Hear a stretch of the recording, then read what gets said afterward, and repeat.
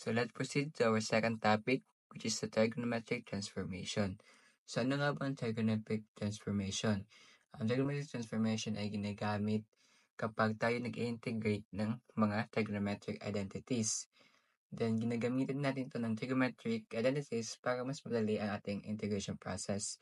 Especially kung power reducing, mga double angle, mga identities ng Pythagorean, or even reciprocals. Then, hindi lahat ng trigonometric integrals ay diretso na ini-integrate. Kapag mas mataas na powers or combinations, minsan kailangan muna natin siyang i-simplify o i-rewrite gamit ang mga identities. So, bago tayo magsimula, dapat may solid foundation na tayo sa Calculus 1, lalo na sa differentiation. Bakit? Kasi marami integration problems ay reverse lang ng derivatives. So, kung alam mo na agad ang derivatives ng mga basic functions, mas madali mong makikita kung anong technique or formula ang dapat gamitin. So first, I have here some types of the trigonometric transformation na makakatulong sa atin upang mapadali natin ang ating pagsagot sa mga identities. So based ito sa aking book reference. So type 1 daw is the integral of sine raised to mx cos raised to nx dx. Ayon dito, work on positive odd exponents. So either daw sa dalawa, sa sine or the cos, dapat daw mayroong odd positive exponent. So for example, ang sine, pwede siya, ang exponent niya, dapat daw mayroong 1, 3, 5, 7, or nasa cos. Then, identities daw na dapat natin gamitin ay sin squared theta is equal to 1 minus cos squared theta, or cos squared theta is equal to 1 minus sin squared theta. So, galing ito sa Pythagorean. Or pwede natin itong gamitin technique na Piatos. So, meron tayong ditong 6 na Pythagorean identities natin, di ba? So, dito, tuturuan ko kayo kung paano ito gamitin. Kung paano ito gamitin ang identity use. So, dito, nandito yung sin, nandito yung cos. Then, sa gitna, meron tayong 1. So, gawin natin itong square itong dalawa. Lagay dito, sin squared plus cos squared is equal to 1. So, kung kukunin natin yung value ng sin squared, i-transpose lang natin itong isa. So, kung bali magiging sin is equal to cos is equal to 1 minus cos squared. Kasi nga, transfer nga natin ito. So, same din kung ating kukunin is yung cos. Pwede natin gawin cos squared is equal to 1 minus sin squared. Binaliktad lang natin. So, sa type 2 naman, meron tayong integral of tan raised to n x dx or integral of cot raised to n x dx where n is an integer. So, same yung dito sa type 1. Dito naman is yung cot tsaka yung tan. So, identities used daw is tan squared x is equal to sec squared x minus 1. Or cot squared x is equal to cosecant squared x minus 1. Then, in the type 3 naman, we have the integral of the tan raised to mx secant raised to nx dx, or integral of cotangent raised to mx cosecant raised to nx dx, where n daw is a positive even integers. So, kung kanina is an integer lang, dito naman sa type 3 is even naman yung integers. So, dapat daw yung n, which is the exponent of seconds, and the cosecant, dapat daw naka 2 or 4 or 6 or 8. Tigda dalawa. Then, we have sa type 4, which is the integral of the sin raised to mx cos raised to nx dx, where both m and n are positive even integers. So, here naman, kung sa type 1 is, dapat either sin or cos ay dapat positive odd exponent. Dito naman sa type 4, ang dapat exponent nila is even integers. Kasi ang identities na dapat natin gamitin dito is nasa double angle, which is sin squared x is equal to 1 minus cos 2x over 2. While sa cos naman is cos squared x is equal to 1 plus cos 2x over 2. Then, in sin x cos x, we have the is equal to 1 half sin 2x. So, we have here a first example, the integral of tan cube x dx. So, ito ay nasa case ng tan raised to n or cot raised to n where n is an integer, right? Dahil ito, ang gagawin lang natin is i-factor out natin yung isang tan. So, magiging integral of tan x then tan squared x dx. Then, kunin natin yung identities ng tan squared x. Ito, integral of tan x. Then, we know naman na ang identities ng tan squared x is equal to the sec squared or the secant squared minus 1, right? dx. Then, ang gagawin lang natin is i-distribute natin tong tan x dito sa dalawa. So, integral of tangent x times the secant squared x is equal to tangent x secant squared x. Then tan x times negative 1 is equal to negative tan x. Then the dx. Next naman is integrate natin to ng separate. Itong dalawa. So first is kunin natin itong integration nitong tan x and secant squared x. So let natin itong tan x as u. U is equal to tan x. Then the du is equal to, we know naman na derivative ng tangent x is equal to the secant squared x. So ito na siya. So maka-cancel to. Then integral of tan x, which is our u. Then the integral of is 1 plus 1. Then this is the power rule. Then 1 plus 1 din sa denominator. Then integral of u 2 over 2. Then our u is equal to the tan. So let tan squared x over 2.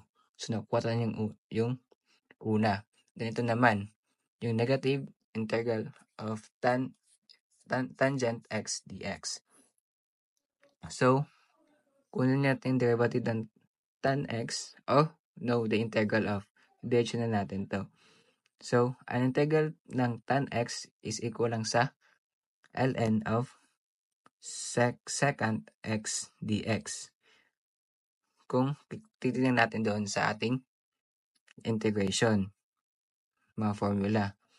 Then, mag-plus lang tayo ng c pala. Wala na ito. Then, combine natin yung ating sagot.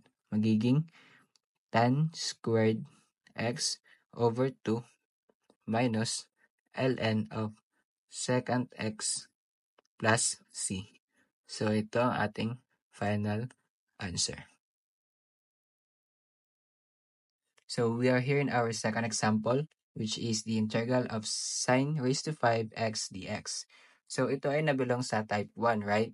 Kasi, sabi doon, dapat daw ang sine or cos is mayroong add positive exponent. So, ito, sine, positive exponent na add. So, ang gagawin na lang natin is, i-factor out yung isa, tsaka yung apat is gagawin nating identities na. So, let's go. So, gawin natin integral of sine x, then yung sine raised to 4x dx. Same lang din naman. Tinanggal lang natin or factor out yung isang sine x. Then, kasunod is, itong dang sine raised to 4x is gawin nating identities. So, ano bang identities ng sine squared x? So, pagiging integral of sine x, then ito, pwede mo itong maging dalawa. sine squared x, then sine squared x dx.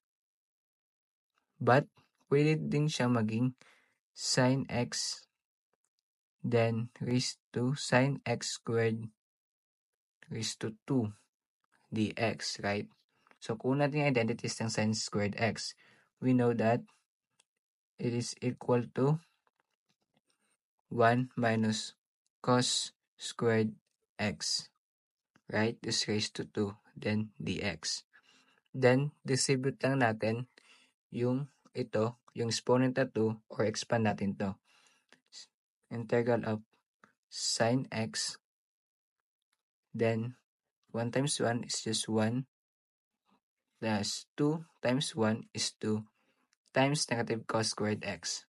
Negative 2 cos squared x. Then negative cos squared x times negative cos squared x is equal to positive cos raised to 4 x. Then the dx. Next naman is, i-distribute natin tong sin x dito. Then, integral of sin x times 1 is sin x lang. Then, ito, dito, magiging 2 sin x cos squared x plus, ito naman, sin x cos 4 x, then the dx. Then, kasunod naman dito is, i-integrate natin tong tatlo separately. Ito, tsaka ito. Labas natin itong 2 since ito ay constant. So, first is integrate natin tong sin x. So, we know that the integral of sin x is equal lang to sa negative cos x. Then, ito naman. Itong 2 ay negative 2. Labas lang natin. Then, the integral of sin x cos the cos squared x is, pwede natin itong gawing itong cos squared x is gawin natin u. So, let u is equal to cos x. Then, the du is equal lang sa negative sin x. Ito siya. So, makakancel to. Then, may iwan lang itong negative. Negative times negative is magiging positive natin. Just let u natin, ito, 2 plus 1 over 2 plus 1. So, magiging u raised to 3 over 3. Labas natin tong 3 dito. Lagay mo yung 2 over 3 na siya. Then, magiging itong u is cos x. So, gawin lang natin 2 third cos cube x. Ito na siya. Then, ito namang isa. Itong sin x cos raised to 4x dx. So, nilat natin tong u is equal to cos x, right? Then, the du is equal lang sa negative sin x. Then, makancel to. At itong negative 1, nandito na siya. Then, integral of the u, which is atong cos, 4 plus 1 over 4 plus 1. Then, negative u raised to 5 over 5. Then, palabasin natin yung value ng u, which is cos x. Then, negative cos raised to 5x over 5. Then, ilagay natin itong tatlo lahat. So, first is the negative cos x plus na itong 2 thirds cos cube x minus the cos 5x over 5. Then, don't forget the c, plus c. Then, the final answer is this one. So, number 3 example, we have the integral of sine raised to 5x cos raised to 4x dx. So, Ganun natin gagawin lang is i-factor out natin yung isang sin x from the sin raised to 5x. So, integral of sin x, then sin raised to 4x cos 4x, then the dx. Then, the identities, gawin natin sin x, then itong is gawin natin sin squared x raised to 2 cos raised to 4x dx. Then, the identities of the sin squared x is equal to 1 minus cos squared x. Sin x is 1 minus cos squared x raised to 2 cos 4x to dx. Then, expand lang natin itong nasa loob. Then, equal to integral of sin x. Then, 1 times 1 is 1. Negative 2 cos squared x. Then, cos 2 squared x times cos is plus cos raised to 4x. Then, d cos raised to 4x dx. Next is, i-receive natin tong dalawa dito sa loob. Then, magiging integral of sin times 1 times cos raised to 4x dx is equal to sin x. Then, d cos raised to 4x. Then, ito din. Negative natin yung sin x. Ito pa yung 2. Then, cos squared x times ang cos raised to 4x dx is add natin yung exponent. Magiging cos 6x plus itong cos raised to 4x times sin x times the cos raised to 4x dx. So, add natin yung exponent itong dalawang cos. Magiging sin x, then cos raised to 8x, then the dx. So, ang gagawin din is i-integrate lang din natin ito by separation. Itong, then ito. Then ito muna. So, makikita natin na pwede natin itong tanggalin gamit ang ating u substitution. U is equal to the cos. Gawin natin itong u ay cos x. Then the du is equal lang din sa negative sin x. So, cancel ito. May iwan tong negative na to. Negative u. Integral pa. Tapos, yung exponent of 4 plus 1 then is 4 plus 1. So, magiging negative integral of the u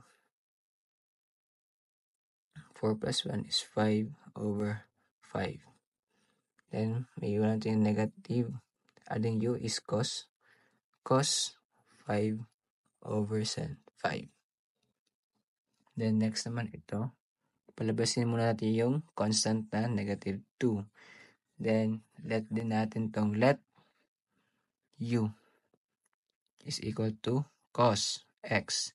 Then, du is equal to the negative sin x. So, makacancel. Negative, magiging positive na lang. Positive na to. 2. Then, the u raised to 6 plus 1. 6 plus 1. Then, magiging 7, right? Magiging 2 over 7. Then, the u value is cos raised to 7x. Then, the third one is itong sin x cos raised to 8x dx.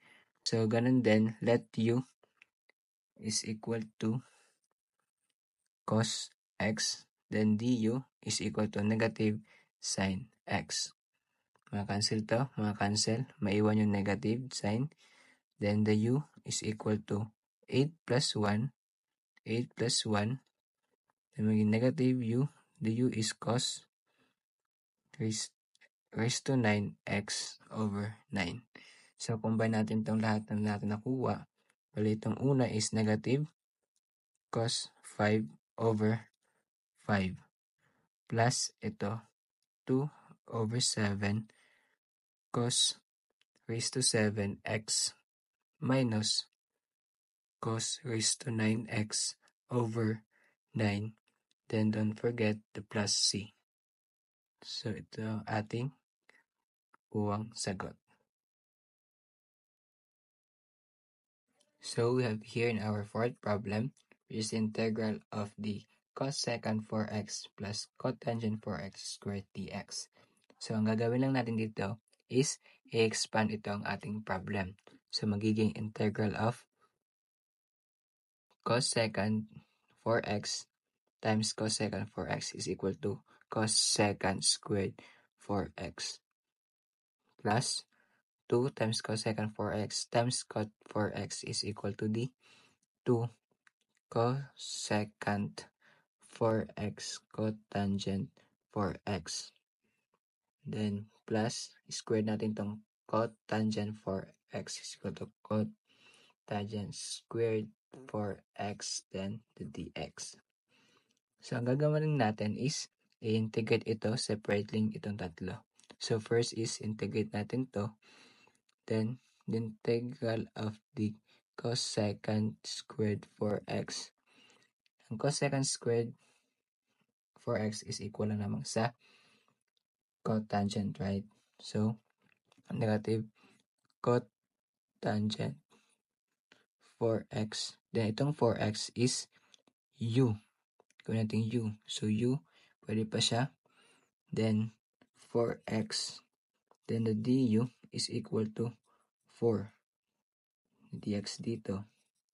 Then, over natin sa 4. Kaya meron tayong ditong 1/4 or negative 1/4 cot 4x. Then, sa pangalawa naman, labas natin constant na 2. Then, integral of cosecant 4x cot 4x dx is equal lamang yan sa negative cosecant 4x. Then, itong 4x is just the u. So, katulad dito, it will be the 1/4. So, may 1/4 dito. Then, gagawin din natin itong negative. Then, magiging 1/2, negative 1/2 cosecant 4x.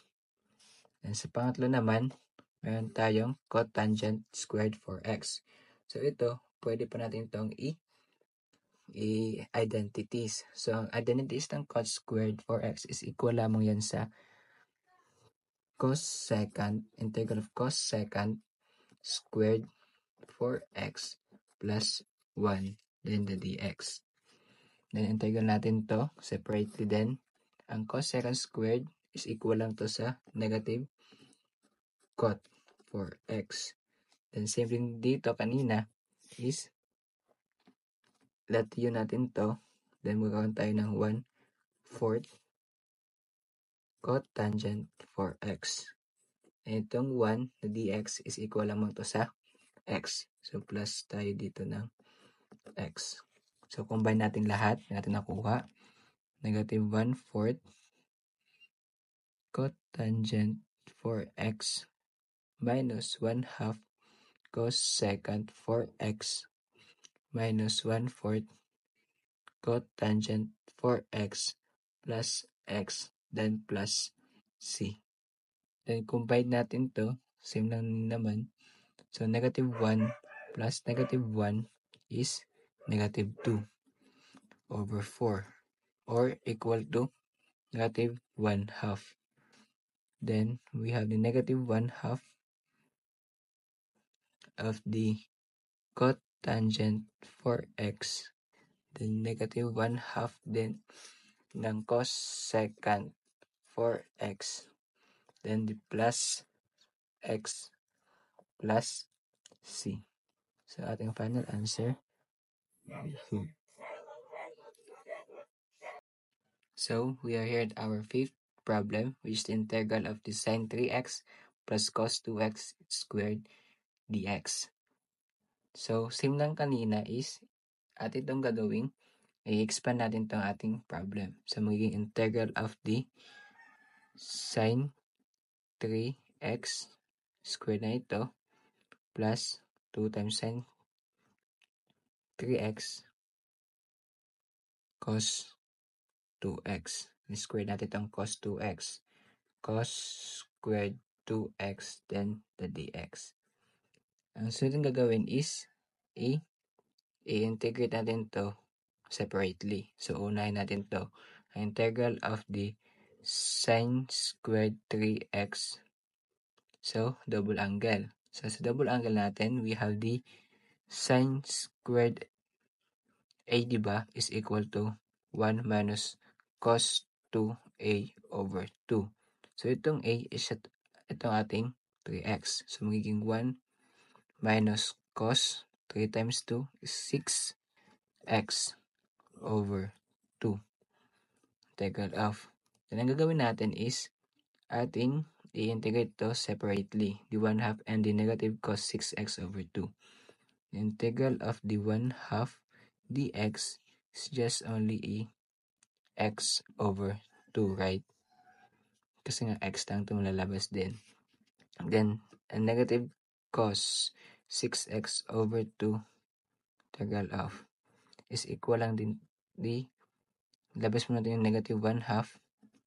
Then, the integral of cos 6x is sine 6x. Then, itong 6x that u 6x dx. Then, du is equal to 6 dx. Then, over 6. Then, kaya magkakaroon tayo dito ng 1 over 6 times negative 1/2 is equal lang din sa negative 1/12 sine 6x. Then, let's proceed to the second one. Meron tayong ditong 2 sine 3x cos 2x integral of.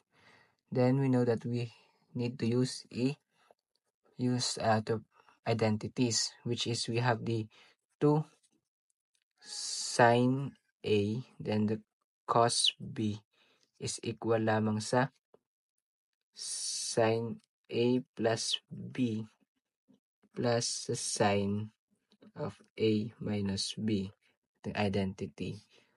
Then, let A, gawin natin tong A, ang 3x. Then, ang B naman is equal to 2x, right? Then, sine, anong A natin? 3x, right? Plus B, which is 2x. Plus, itong ating sine A, which is 3x. Then, itong ating B, which is 2x. So, result is sine. Then, meron tayong 5x dito. Plus, sine 3 minus 2, just x na lang. Right? So, ito namang 2 is makancel dahil may 2 naman din tayo dito sa una, di ba? So, wala na. Ito lang lalabas nating sagot. Next is i-integrate natin tong dalawa.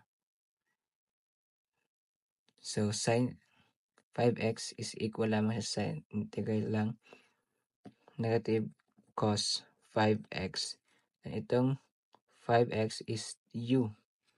Then, magiging, siya? Meron pa siyang over 1/5, di ba? So, 1/5, negative 1/5 cos 5x. And ito namang isa, sin x is equal lang sa negative cos x. And ito namang panghuli. Integral natin to. So, meron din ditong identities, right? Kasi nga, ang cos squared 2x is equal lang din siya sa 1 plus cos 4x over 2. Then, integrate lang din natin ito ng separate. Ang 1/2 tsaka yung cos 4x over 2. So, integral of 1/2 dx is equal lang din sa x over 2. Then, itong integral ng cos 4x over 2, labas natin yung 1/2. Then, the integral of cos is sine 4x. Then, itong 4x, let u. Kaya magkatayin nitong 1/4 ng dx. du dx nga. Tapos, 4 times 2 is just 1 over 8 of sine 4x. So, ito na ating mga nakuha. Ito. Then, itong dalawa. Ito lang, tas ito. Then, ito. Then, ito siya. So, combine lang lahat natin yan. Meron tayong x over 2 minus 1 over 12 sine 6x minus 1/5 cos 5x minus cos x plus x over 2. Then, plus 1/8 of sine 4x. Then, don't forget the c. Then, may combined like terms natin. Meron tayong itong dalawa. X over 2 plus x over 2 is magiging 2x over 2. Cancel mo ito. Kaya maiwan lang yung x minus 1/12 of sine 6x minus 1/5 of the cos 5x minus cos x plus 1/8 of the sine 4x then plus c. So, ito na ang ating final na sagot.